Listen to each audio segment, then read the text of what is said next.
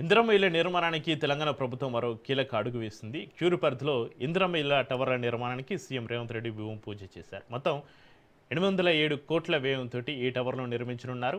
ఒకే ప్రాంతంలో phase 1, phase 2 కింద ఇళ్ల నిర్మాణం చేపట్టనున్నారు. ఇందుకోసం 2 టవర్లకు కలిపి 5.87 ఎకరాల భూమిని కేటాయించారు. ఫేజ్ 1లో 480 ఇళ్లు, ఫేజ్ 2లో మరో 600 ఇళ్లను నిర్మించనున్నారు.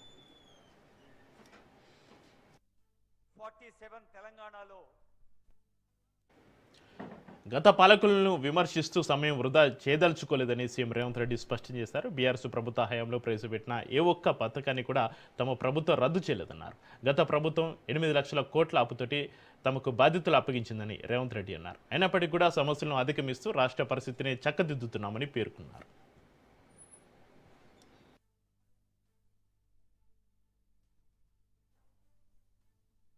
అన్ని అవకాశాలు అయిపోయినాక అదృష్టం అనేదే సమస్య అయినప్పుడు దేవుడు నా వైపు ఉంటాడు, అదృష్టం నా వైపు ఉంటుంది.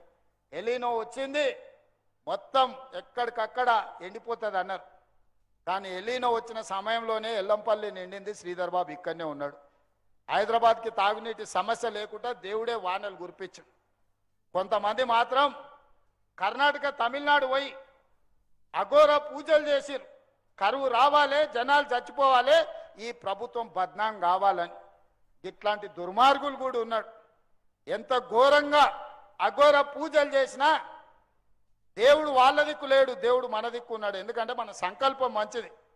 నేను గొప్ప తెలివికల్లో ఉన్నాను నేను చెప్పను, పెద్ద పెద్ద చదువులు చదువుకున్నానని నేను చెప్పను. కానీ 10 మందికి మేలు చేయాలన్న ఆలోచన నాకుంది. అది ఒక్కటి చాలు నన్ను దేవుడు కాపాడడానికి, ఆశీర్వదించడానికి. అన్నున్నా కూడా ఒక్కోసారి అల్లు నోట్ల శని ఉన్నది అన్నట్టు ఉంటుంది. కేసీఆర్ పరిస్థితి కదే. అన్నీ ఆయనకున్నా అల్లు నోట్ల శని ఉండే ఆయన మింగేసాడు. ఇవాళ మింగనీకి అఘోర పూజలు చేస్తున్నారు.